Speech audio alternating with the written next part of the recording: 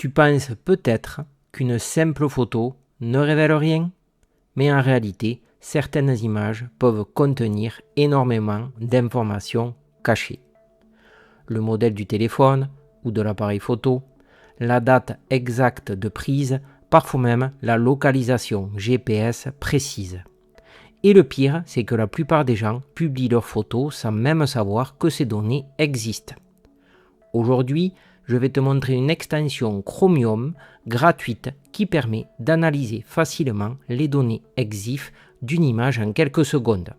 On va voir ce qu'on peut réellement découvrir, dans quel cas ça peut être utile, mais aussi pourquoi ça peut poser un vrai problème pour la vie privée. Et crois-moi, après cette vidéo, tu ne regarderas plus jamais une photo de la même façon.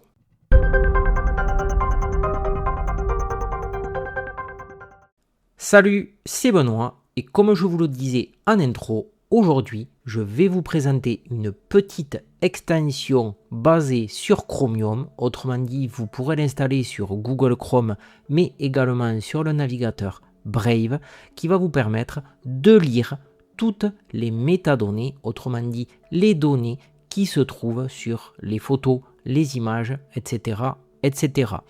Et ce, dans le cadre d'une recherche OSINT. Alors, qu'est-ce que l'OSINT ? Eh bien, tout simplement, c'est Open Source Intelligence. C'est toutes les données qui vont se retrouver sur Internet et qui vont être en source libre ou ouverte. Et donc, les photos en font partie. Lorsque vous allez venir prendre une photo, eh bien, derrière, vous allez avoir des métadonnées, des données qui vont venir se mettre sur ces photos, comme l'heure de la prise de vue, la date, la marque de l'appareil, etc., etc. Et toutes ces données vont constituer les métadonnées. Et avec Exify, on va pouvoir les lire très simplement, juste en survolant une photo sur Internet. Donc, avant d'installer l'extension, comme j'aime faire à chaque fois, on va un petit peu balayer la présentation. Donc, cette petite extension, comme je vous le disais, se nomme Exify. On retrouve le site exify.io qu'on peut aller voir rapidement. On a une note de 4,3 sur 5, ce qui en fait une bonne application avec 16 avis et plus de 2000 utilisateurs. Au niveau des photos de présentation, donc voilà comment ça va se présenter. Vous aurez une photo et vous aurez à chaque fois un petit icône en bas à droite avec des métadonnées associées si toutefois elles sont présentes dans la photo. Et à chaque fois, vous pourrez venir lire ces métadonnées. Alors soit en faisant un clic droit et vous retrouverez le petit bouton Show EXIF dans le menu contextuel et derrière vous retrouverez tout un tas d'informations que nous allons venir paramétrer. On descend un petit peu, vous avez la présentation, les notes, le détail et la confidentialité ainsi que les extensions similaires. On remonte et nous allons cliquer sur Ajouter à Google Chrome. Ajouter l'extension. Et donc, mon extension est installée. Donc, comme j'aime à le faire, je vais venir cliquer en haut à droite au niveau de mes extensions et je vais venir l'épingler.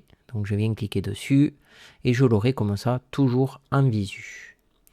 Ensuite, et avant d'utiliser l'extension, on va venir faire quelques petits réglages. Donc, je vais venir cliquer dessus et je vais venir cocher toutes les données qui seraient susceptibles d'apparaître sur ma photo. Donc Metering mode, exposure bias, software, location et date taken. Donc on a un autosave qui vient s'ouvrir en automatique et voilà, mon application, mon extension est réglée.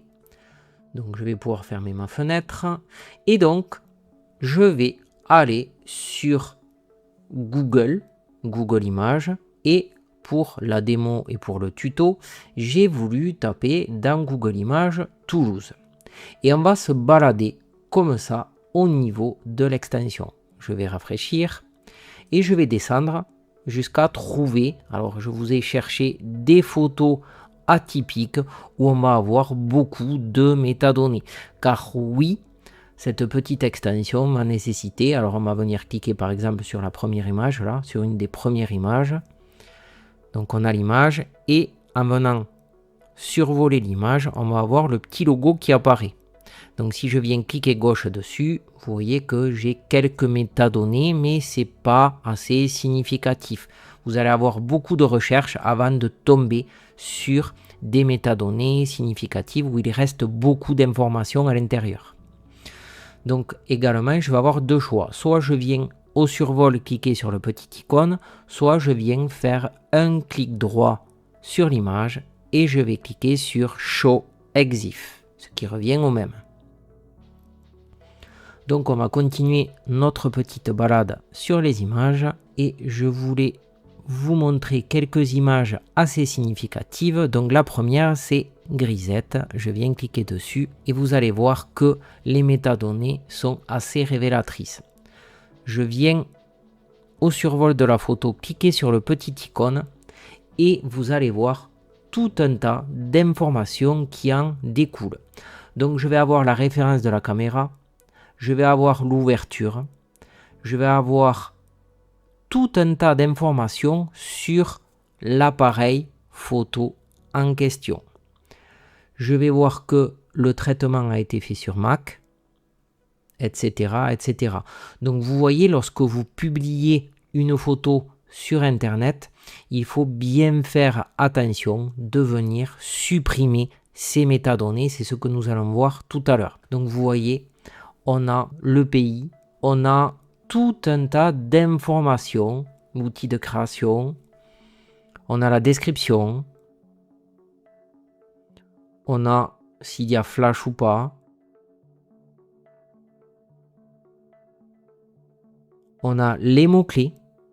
Donc vous voyez que les métadonnées peuvent être révélatrices, surtout lorsque l'on fait une recherche OSINT, lorsqu'on fait une recherche en Open Source Intelligence. Et on a comme ça, vous voyez, les sujets, on a le titre, etc., etc. Voilà pour la première image que je voulais vous montrer, et tout cela en se baladant sur Internet avec cette petite extension. Autre cas atypique, je vais descendre un petit peu, voir si je la retrouve. Voilà, on a le pèlerin, je viens cliquer dessus également, donc là on va faire l'autre méthode. Je vais venir cliquer droit dessus et je vais faire Show EXIF. Et là pareil, je vais avoir encore mieux l'artiste, donc je vais avoir le nom de la personne qui a pris la photo. Je vais avoir l'implantation, je vais avoir bien entendu la ville et je vais avoir tout un tas d'informations. Vous voyez, c'est assez impressionnant le nombre de données que l'on peut retrouver dans une photo. Je vais avoir le site internet, je vais avoir la date de la prise de la photo, la description, les mots-clés, l'historique, l'image description, etc., etc. Donc vous voyez que les données sont assez conséquentes. Voilà un petit peu sur cet outil et les possibilités que vous allez pouvoir faire juste en vous baladant, parce que d'habitude il vous faut télécharger l'image et aller sur un logiciel spécifique pour voir les métadonnées. Là je trouvais qu'avec cette petite extension, eh bien c'est très simple, on l'installe et on vient se balader et on a directement les infos sous la main. Et donc on va revenir sur l'image que j'avais ouverte juste avant. Et je vais vous montrer comment supprimer les données EXIF d'une photo directement sur Windows. Alors, laissez-moi retrouver la photo, Grisette. Donc, qu'est-ce que je vais faire? Je vais venir enregistrer l'image sous.